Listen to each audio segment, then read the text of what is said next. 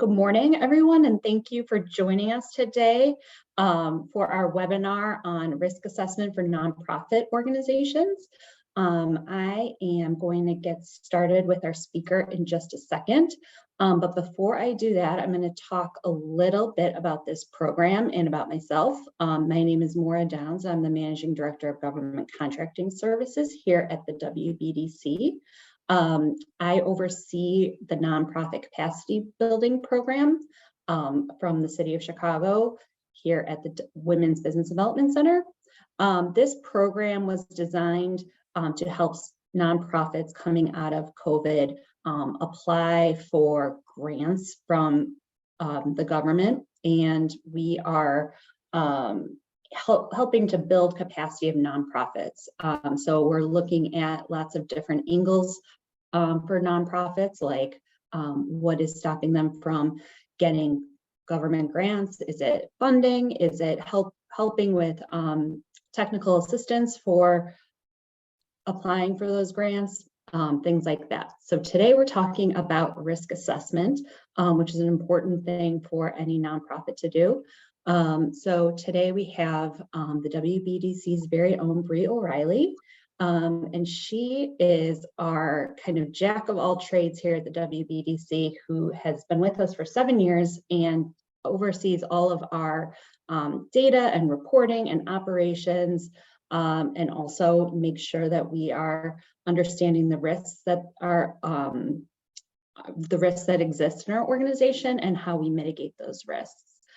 So with that, I will hand it over to Bree.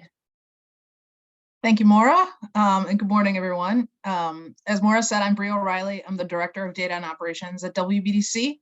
And in my time at the center and in my current day-to-day, I'm the lead on our risk team. I work on our strategic planning team, and as the Director of Data and Operations, I've got a good bird's eye view of everything going on at the center.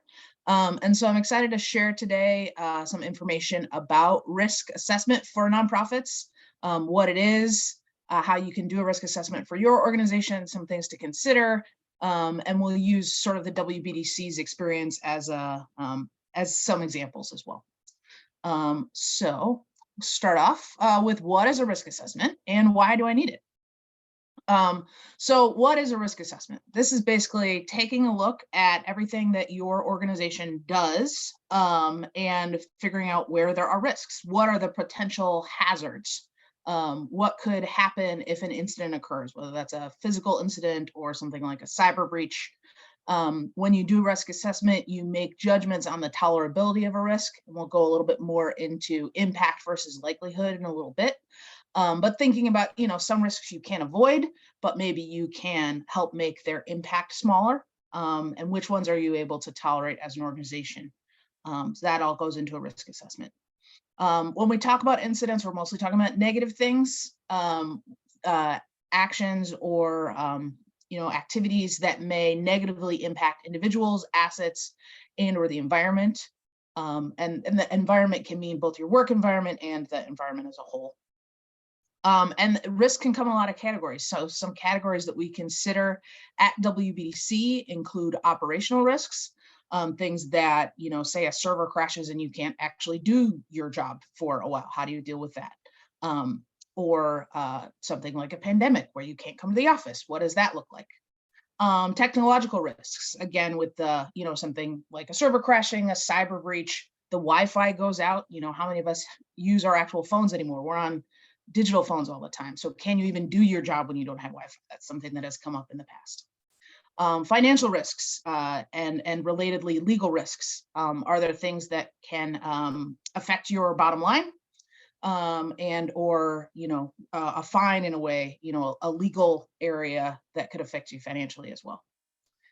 When we talk about workforce risks, that's things like if somebody gets hurt on the job, which you hope never happens, but certainly can. Even just as minimal as like stubbing your toe can turn out to be a big deal later on. So how do you handle those?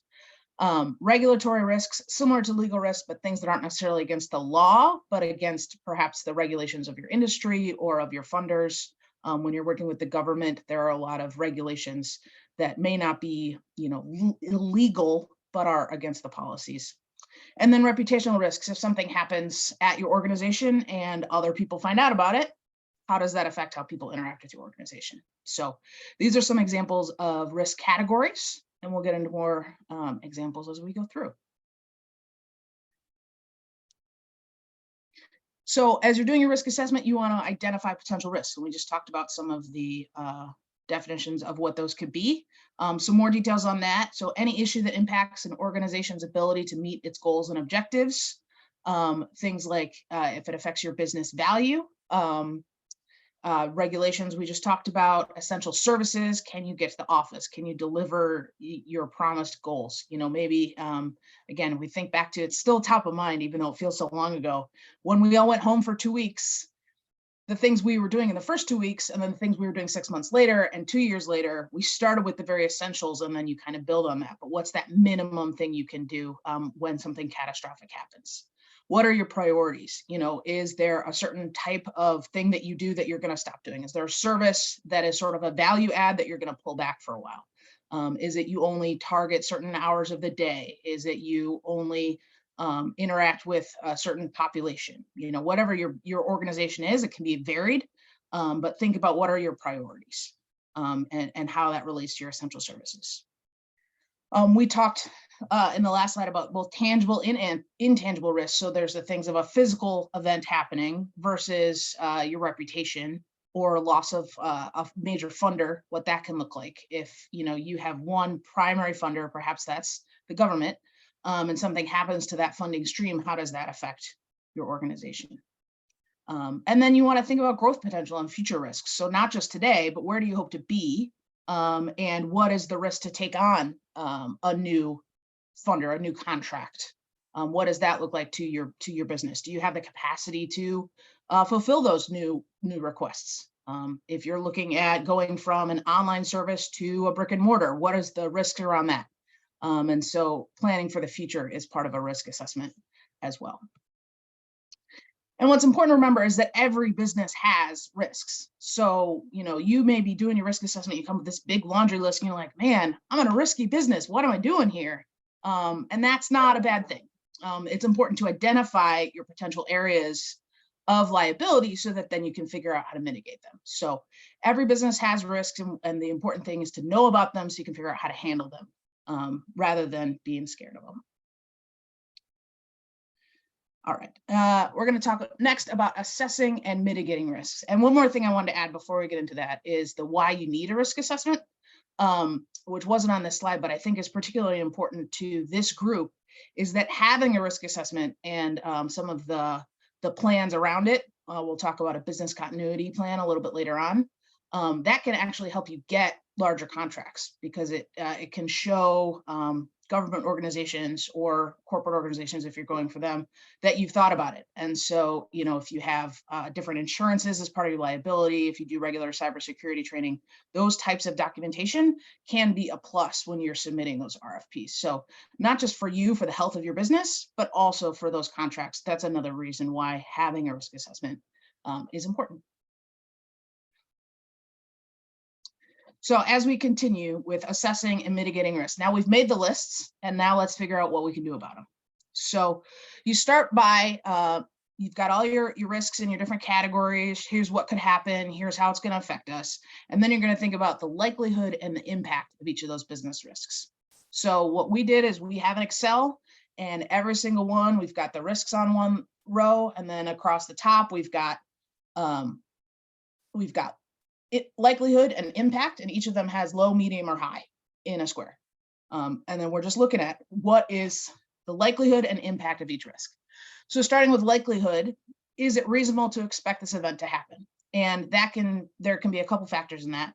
At WBDC, we pretty much say if it's happened before, then it's at least a medium, because there's something in our business operations, something, you know, we've had this happen before, so it's more likely to happen again. Whatever mitigations we do, that's one that's just a policy that we have. So everything is at least medium if it's happened in the past. And then high, hopefully you don't have a lot of stuff that's high likelihood, but something like a cybersecurity, a cyber breach in 2023, it's going to happen.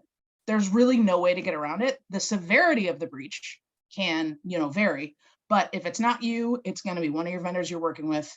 Their cyber breaches happen all the time. And so pretty much you can assume it's going to happen in some fashion. And so you want to think then about the impact of the cyber attack, for example. So it may be a medium to high likelihood, but you can think about the impact as mitigating the negative circumstances. So with some good cyber training, with some good cyber liability insurance, by limiting certain practices that your staff might have, you can make sure that the severity of the breach won't be a big deal. But I promise you, in today's day and age, with everything we do digitally, something, no matter how small, is going to happen. It's just the world that we live in today. And so once you make all your risks and you figure out, okay, they're low likelihood, maybe medium impact, this one's high likelihood, but low impact because we know how to handle it, then the way that you bring your likelihood and impact down, especially the impact, is through mitigation. And mitigation are basically just your policies and procedures to limit the likelihood and impact of your risks. So it can be things like, I mentioned cybersecurity training. It could be that you have a good server backup. It could be that you have financial policies and procedures that you go over every year. It could be something like we have multiple bank accounts so that if one gets hacked, not all our money is gone. You know, there's a lot of different mitigations you can take, and a lot of things that you're probably already doing just because it's good business sense that can be considered risk mitigation. And so that's another important part of your risk assessment, is not just what are the risks, but what are we doing to make them less of a big deal. Hey, Bree, could you give an example of, like, a specific example of a mitigation? Like, sure. Yeah, the so is a good example, but something else like that. yeah, so one example is we have, trying to think of one that I haven't talked about. Cybersecurity is really top of mind, I think, because of a training that I just took last week. Sure. But another example is, well, this is one that can affect you in a bunch of different ways, is another required training that we have at WBDC, and I think most places have, is the sexual harassment prevention training.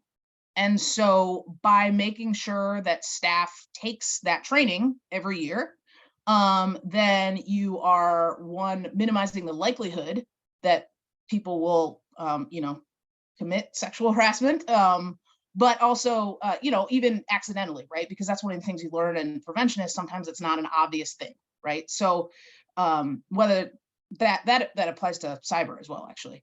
Sometimes the things you don't even realize are a big deal. And so by having these annual trainings, that limits the likelihood, but it also limits the impact, because then we know if it were to happen, if an incident were to occur, whether by one of our staff members or something that one of our staff witnesses from one of our clients off-site, there's a bunch of different ways it could happen. By us all being trained, then we can also minimize the impact, because we know how to handle it, how to report it, how to keep it from spiraling, keep us from getting sued, which would be a legal and financial impact. So that 1 hour-long training that we all take every year mitigates our risk in a lot of different ways. Awesome. Thank you. Yeah, for sure. Excellent question. All right. So we're going to talk now again about some more considerations for managing risk. We've talked about some examples. Here's some more things to think about when you're doing your risk assessment and mitigation plans. So impact, what is critical? What is the most important to keep your business running? What are your priorities as an organization? And that could be, our priority is that no matter what, we want to make sure that our clients get the service they need. Or maybe our priority is that no matter what, we deliver this many boxes of our food that we're donating. And from a for-profit standpoint, maybe it's no matter what, we got to make sure that we have our doors open so that people can buy our stuff. Whatever your business priority is, that's what's critical to you. And those are the things that you want to worry about. The highest impact on those critical business priorities are the risks that you want to pay attention to.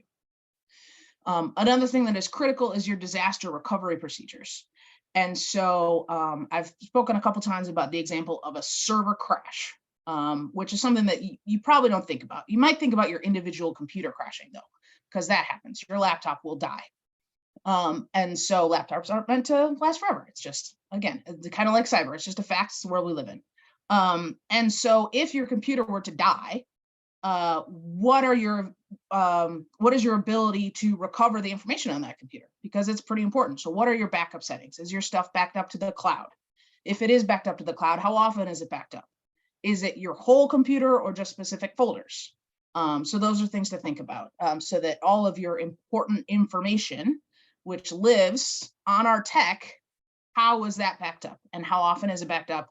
And if you needed to access that backup, how often can you get to it? So that all falls into your disaster recovery procedures and your recovery timelines. And so when we talk about recovery timelines, this is a little bit sort of in industry speak, but there's something called RPO and RTO, which basically means, so another example from my history, I worked at another organization a few years ago before I started at WBDC, where we got attacked by ransomware. And they actually locked up a portion of my boss's computer. We couldn't get to his computer. And so what we did was we shut it down, and so that it didn't infect the rest of us on the network. And so it was just his computer that was isolated. And one of the common practices in ransomware is that you don't pay the ransom, you just assume that that information is gone and you restore to a backup, right? And so because we had a backup that happened once a day, we were able to just restore his computer to the backup from the day before. So our recovery point was 24 hours earlier. He lost the work he had done that day, but wasn't the end of the world. If we'd only had a backup once a week or once a month, or manually when we remembered to do it, which had been the policy before, we could have lost 6 months of information. But because we had a good recovery point, less than 24 hours, we only lost 1 day of work. So that's the recovery point. When you look at those backups, how frequently are they happening? When we talk about recovery time, that is how long it takes to get that server. So once it happened, we knew we could get back to yesterday, but we in the office couldn't do it. We had to call our IT consultant and they had to help us get back up and running. And in the end, I think it ended up being less than 24 hours before he could use his computer again, because it was a pretty minor, we caught it early and it was just his computer and it was, just a little bit of data. But it may be 24 to 48 hours. And that's something that whichever backup service you're using, you want to figure out. So that's something also to consider. What's critical, and are those times, both recovery point and recovery time, do they fit within your window of your critical business operations? All right, so that's impact. We also talked about likelihood. What's likely? And that can have a lot of factors as well. What is the history of your organization? Again, like I mentioned, if it's happened before, it'll probably happen again because you've got a business that is in that realm. An example of that is trying to give a good example. We'll use a simple example, which is just being late on a report, right? You've got reports for a funder. It's due at certain times, and they want to know, are you using their money well, right? So we gave you this money. You said you're going to do X. Tell us about X. And those are due at certain points. And it's going to happen where it was the end of the month and you just didn't realize and you were late on it. Now that's probably, hopefully, a low impact risk because you just write the person, your contact of the organization, say, hey, sorry, I promised you this, I'll get it to you next week. And they're usually fine with it. But maybe if it's a government funder and they've got very strict deadlines because it's going up the chain, you're working with the state and they're working with the feds or whatever it is, that lateness might be a bigger deal. And so looking at your the likelihood of that happening, it's probably going to happen because you have a lot of reports due and a lot of things happening, but the impact might vary. So that's something about organization history. It's a low example, and I think about it a lot because I do a lot of those reports, and I don't beat myself about it when they're a couple days late. So you're in good company there. Other things to think about which might impact the likelihood of a risk include the climate, and this is economic climate, but also the actual physical climate. If you think about in Chicago today, it's smoky out there. It's been smoky for a few days because of the Canadian wildfires. And there's been bad storms a lot, in different areas of the country. And those things are probably going to happen somewhat more often because of climate change. And so how does that affect your day-to-day operations, right? We're not in the office today, which is good because commuting would be tough, with the smoke for certain people. When you think about, again, cloud backups, we had a partner, one of their servers was located in an area that got flooded a couple years ago. And now they had backups for our backups, so it wasn't a big deal. But that's another thing where the actual, environment climate can be as important as the economic climate. But the economic climate is also important when we think about business. You can think about if there's a recession, being predicted.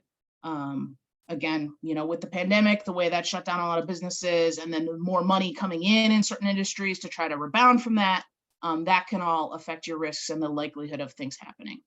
And then the frequency of activity, going back to that reports example, the number of reports that you have to do every month or every year, the more you have to do, the more likely it is that one of them might have an issue. Another example of that is like cash handling.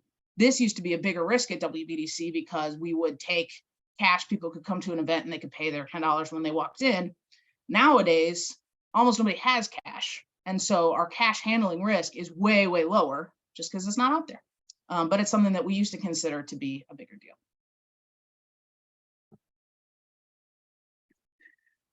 Next, you want to talk about existing mitigations, and these can take a few forms. You can consider your internal controls. These are your policies and procedures, the trainings that I talked about, cyber and sexual harassment, your financial policies, your various, your things that your organization controls. And then there are external controls as well. The example of our data backup vendor.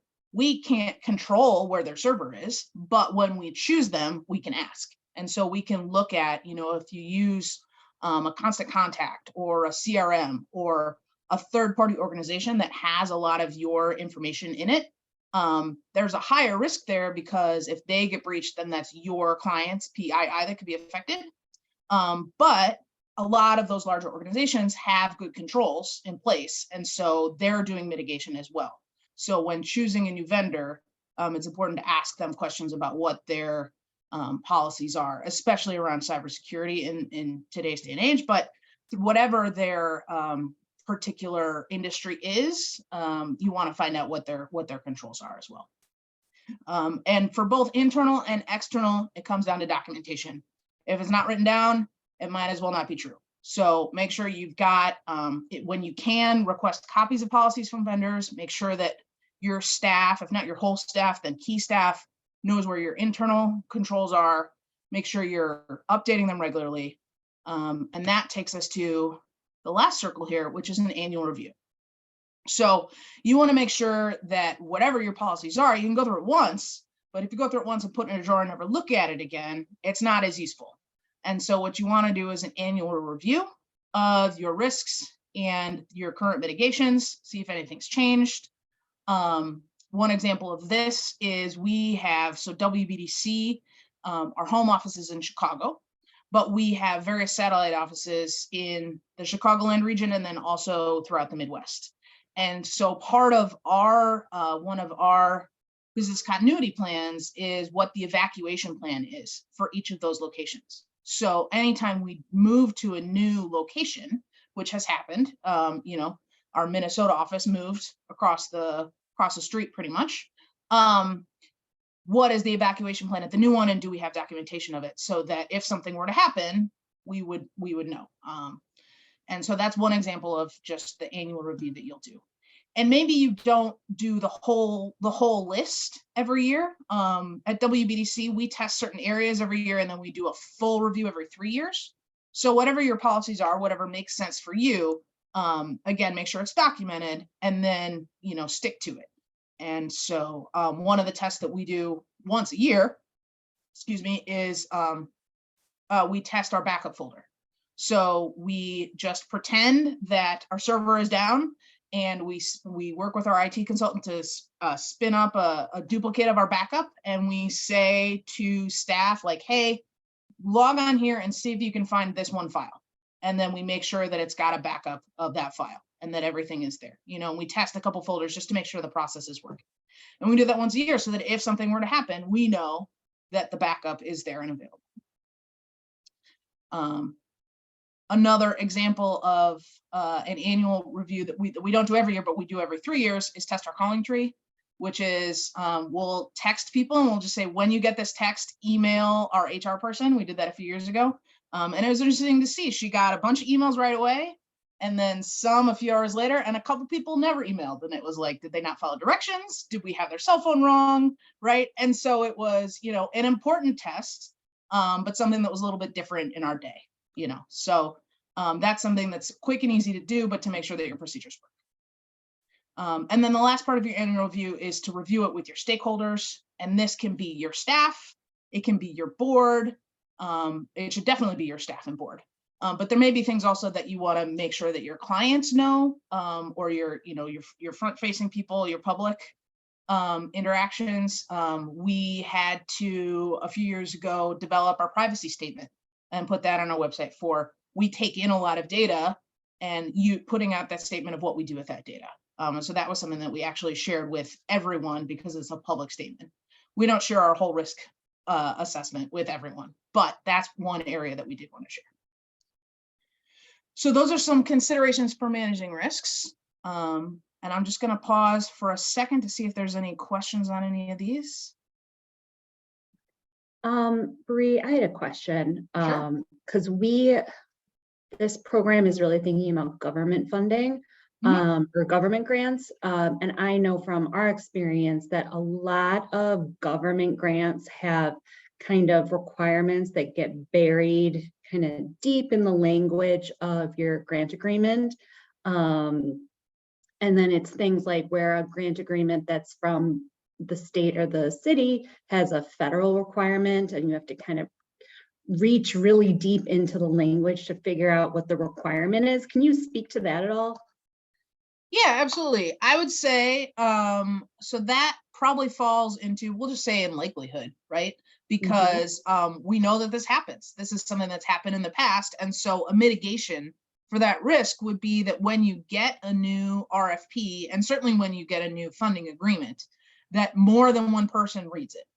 And I think that's just a really quick thing. And maybe, whether you have a formal checklist or just a conversational mental checklist, but things you look for. Like, I know that when I work with X entity, they're going to include some language about, how long they're going to take to pay. And so let me make sure that that is in there and hasn't changed, or that they're not going to pay us if we don't submit this, this particular type of invoice. And so make sure that you know that up front, because that's another risk, especially working with, can be working with the government. They're not always the fastest to pay.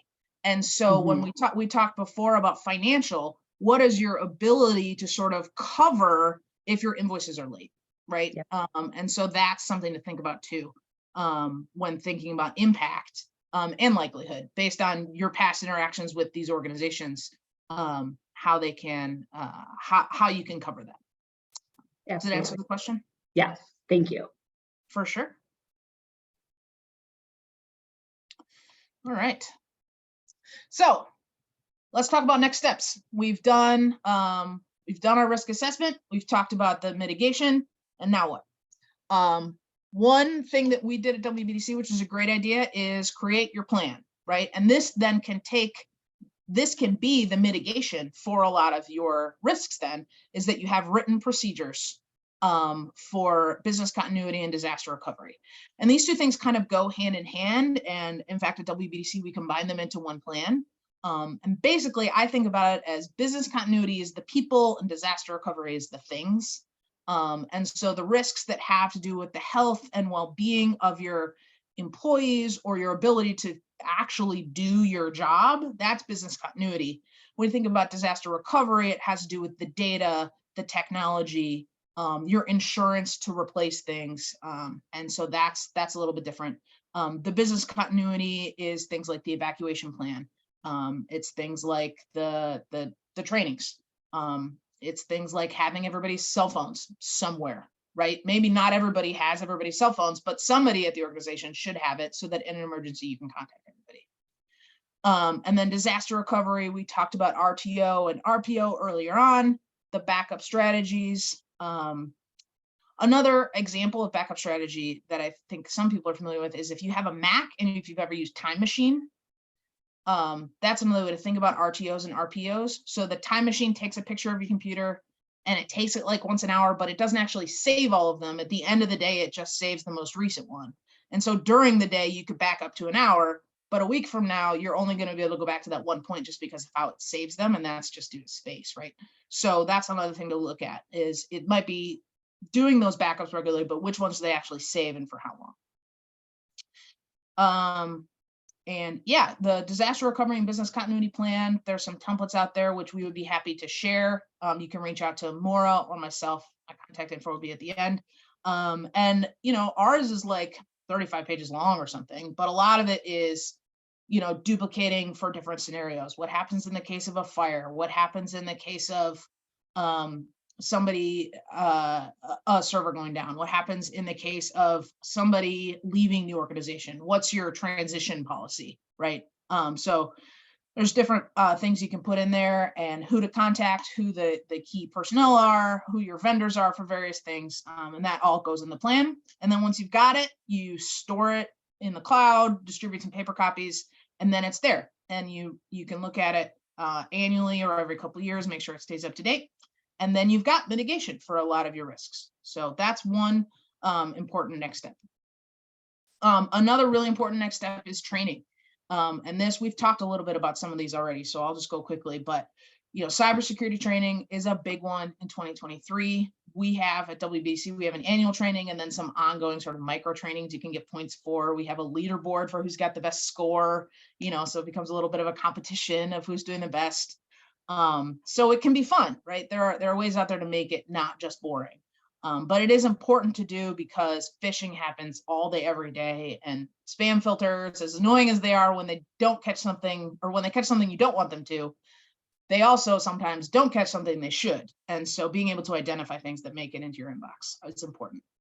Secure browsing, password policies, getting a password manager is a great idea from a cyber perspective. We use at WBDC, we use one called 1Password. There's other ones out there. There's LastPass is another common one. But this basically, it stores all your passwords in a secure vault, and then you only ever have to remember one password. Because how do we remember all our passwords, right? So that's a training and sort of another mitigation that you can do at pretty low lift for any organization. We talked about disaster recovery and business continuity. Once you make the plan, you got to tell people about it. And this is maybe less in-depth training, but making sure everybody knows their role, what the response is, and knows the plan for, evacuation, like I said, which hopefully you never need, but you want to have the plan just in case. Compliance training. Do people know the laws and the regulations? Did they read the RFP closely to see what's going on? Whoever's in charge of a program, make sure that they know. And then along with that is documenting the stuff so that if something were to happen and somebody were to leave the organization, they won the lottery, they quit their job tomorrow, how would you fill their role, right? Is stuff documented? And both your employee interaction policies and financial policies as well.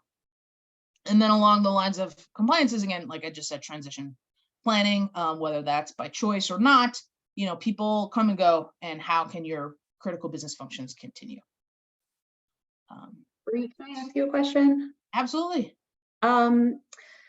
So the WBDC has like 40 employees, so it's a little bit bigger. And I don't know if you know the answer to this, but like if you have 1 or 2 employees, can you help us? Can you speak to like what would kind of like the minimum be for what you would want to do here around training staff in that kind of situation? Sure. Yeah, that's a great question. I think so. With just 1 or 2 employees, that means that you're both. Let's say you have 2. You're both filling a bunch of roles, right? Because we're at WBDC, we have 40 employees. You're each now 20 employees, right? So it's really important then that you have sort of an overview of all the different things, but maybe not as in depth. So like you want to do some basic cyber training, right? You want to have some basic policies and procedures written down so that you can make sure the 2 of you are on the same page. But maybe your disaster recovery plan wouldn't be 30 pages, because it's just not as many people to keep track of, not as many possibilities.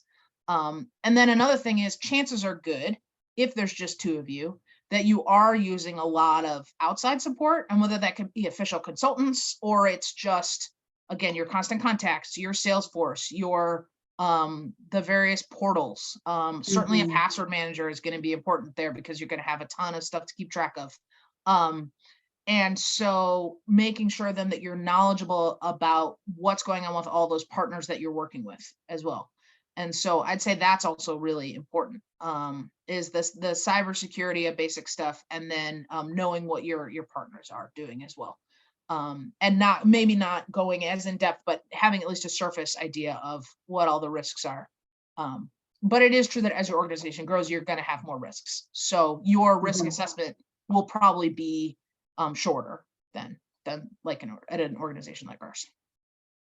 Totally. Okay, thank you. Yeah, great question. All right. So the most important thing, and I think this is the last slide here, is that you want to build, whether it's 2 people or 40 people or 100 people, you want to build a culture of preparedness so that everyone plays a role. You've got a risk team, and that could be just you at a small organization conducting an assessment annually or at least regularly. And then the management implements those policies to minimize the risk, keeps an eye on them, you know, eyes and ears on the ground kind of a thing. And that all employees, again, whether it's 2 or 42, understand where they fall in the chain and knows what their duties are every day, how to keep an eye out for that bad email, how to make sure they know how to lock the door if they're ever the last person at the office, you know, little things like that. Just make sure that everybody knows the basic policies, and build that culture of preparedness. And that's that. So that's my presentation. I'm going to pause again for any questions, if anybody else has thought of anything as we go on. Anyone besides me? I did appreciate your questions, Maura. Thank you. I tried. While you guys might be thinking about your questions, I just want to put in a little plug for our program. The same website that you found this webinar on, you can also use that website to schedule an individual counseling session with me or with our counterparts at the GAGDC. So please feel free to do that if you'd like to talk about risk or anything else that you're struggling with your nonprofit organization. Absolutely. And Maura's contact and my contact information are here. Can reach out and we can, like I said, help you out with, if you want templates for any of these, they're all out there. Any further reading, any of that, we could certainly help answer some more questions as well. Happy to provide that. Yeah. Okay. All right. Well, if there are no more questions, I am going to wrap things up. I wanted to thank everybody for attending, and especially thank you to Bree for such a wonderful and informative presentation. And we appreciate you guys taking time out of your busy days to attend.